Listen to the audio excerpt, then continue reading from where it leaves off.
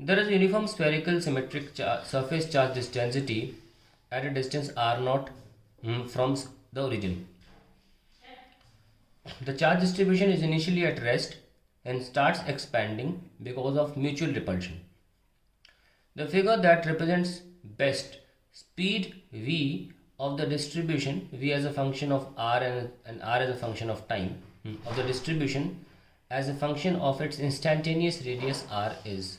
तो देखिए क्वेश्चन क्या है, किसी सरफेस पे नहीं है, बस जगह पर है ऐसे चार्ज डिस्ट्रीब्यूशन और डेंसिटी यूनिफॉर्म है up to a distance R naught. Okay, और सडनली क्या होता है इस charge configuration.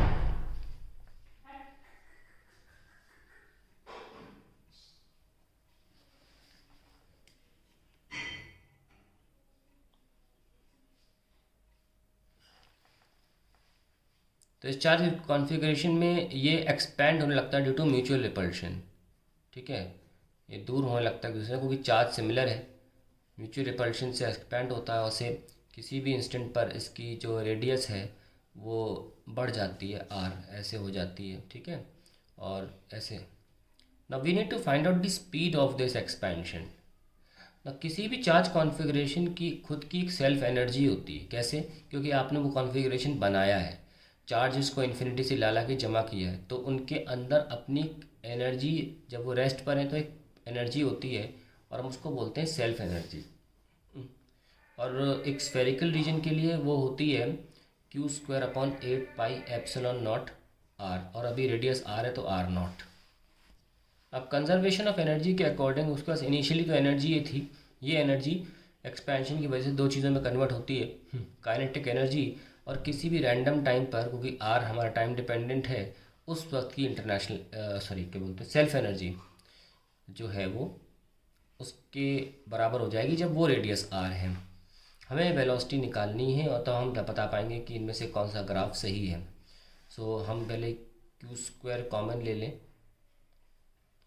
8 pi epsilon naught R and then 1/r naught minus 1/r, और यहाँ पे हम ले सकते हैं 2 मल्टीप्लाई नीचे मास, so we have v square, so v square is equals to 2 से कैंसिल 4, तो we have q square by m और ये के 1/r0 माइनस 1/r, और अगर मैं b ले लूँ तो आ जाएगा क्यू बाहर आ जाएगा, बाकी सब स्क्वायर रूट में k by M 1/r0 minus 1/r।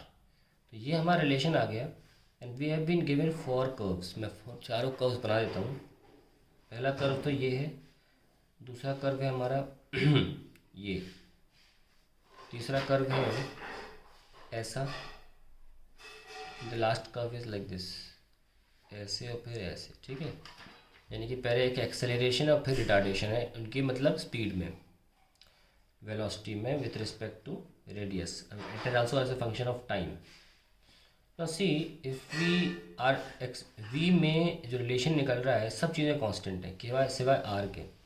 अब अगर ऑब्वियसली आर बढ़ रहा है इस रिपल्शन की वजह से, तो आर अगर बढ़ेगा तो ये क्वांटिटी क्या होगी, ये क्वांटिटी कम होगी, और यदि क्वांटिटी कम होगी तो ये ब्रैकेट बढ़ेगा, ये ब्रैकेट बढ़ेगा तो वी बढ़ेगा, तो V is increasing with R, so increasing only increasing with R. ठीक है, इट कैन नॉट डिक्रीज, तो ये ऑप्शंस तो गलत हो गए क्योंकि यहाँ पे पहले इंक्रीज और फिर डिक्रीज है।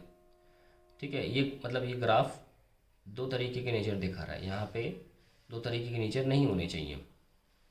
अब बारी आती इन दो कर्व्स की जिसमें हमें सेट करना है कि क्या आंसर हो सकता है। देखिए अब हमें सिर्फ इतना सा पता करना है कि इस ग्राफ का स्लोप कैसा है। स्लोप के लिए हमें इसको डिफरेंशिएट करना पड़ेगा कि v वर्सेस r का स्लोप होता है dv/dr। तो अगर मैं dv/dr निकालूं तब मुझे ट्रेंड पता चल जाएगा कि स्लोप कैसा है। यहाँ पे क्योंकि स्लोप डिक्रीजिंग स्लोप है, ऐसे देखिए, और यहाँ इंक्रीजिंग स्लोप है, तो I will come to know what kind of slope do I have. So I have to solve for the slope, let me solve it. देखिए, so v is equals to K Q square by M, यही है ना, क्योंकि Q उसके अंदर ले लिया, 1/r0 minus 1/r। चलिए करते हैं dv/dr, ये सब चीज़ें रूट में है तो 1/2 रूट डिफ्रेंशिएट कर रहे हैं, तो we have K Q square by M 1/r0 minus 1/r, and इसमें यही ब्रैकेट है, बस जो करना है ये तो हो चुका। इनटू अंदर की चीज़ कैसे करेंगे, के क्यू स्क्वायर बाय एम और ये bracket 0 minus 1/, differential 1/r is minus 1/r square, तो प्लस का r square. So we have got this dv by dr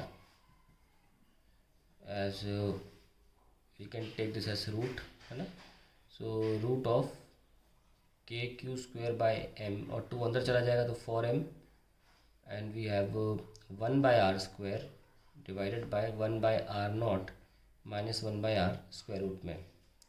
ठीक है, तो if we can further solve it, dv by dr is equals to kq square by 4m, and I can take r0 in the bracket, so 1/r square into r0 square root में upon r minus r0 square root में. So we can see that dv by dr as a function, it is coming out to be 1 upon r root r square root of r0 upon r minus r0. These are constant things, okay. So we can also write like this, dv by dr is equals to r0 upon r root r into r minus root r, okay. So this comes out to be, so we can see that we have two brackets and दोनों में r नीचे ही है एक तरह से ना, r बढ़ाओगे यहाँ बढ़ाओगे तो in every case if r is increasing the slope is going to decrease. So we have to select touch a curve जिसमें slope decrease हो रहा हो, और वो केवल यही कर्व है, hence the answer is A. अब कोई सोच रहा होगा सर इतना हम सॉल्व कैसे करेंगे पेपर में, देखिए वो क्लियरली दिख भी रहा है कि आप dv by dr माइंड में भी करोगे तो बाकी सब चीज़ें छोड़ दो, इसका नीचे ही आना है 1/r स्क्वायर, है ना। तो वो वहीं से पता चल रहा है, मैंने प्रॉपरली सॉल्व किया डिफरेंशिएशन, किसी को वेरीफाई करना हो, लेकिन आप नॉर्मली नीचे है फंक्शन, कोई भी आप देख सकते हैं फंक्शन अगर नीचे है भले रूट में हो, आप नॉर्मली सॉल्व कर लो। मान लो कोई y is equals to 1/x है, सो dy by dx will not change, it will be like minus पहले से लगाए तो प्लस x स्क्वायर हो जाएगा। So not a problem at all, if this is increasing this will decrease. तो ये बहुत ईजी है, ऐसा कोई हैवी डेरिवेशन डिफरेंशिएशन आपको करना नहीं है, ठीक है। तो आप आँख से देख के बता सकते हैं कि स्लोप इसका डिक्रीजिंग ही आएगा, आंसर इज ए।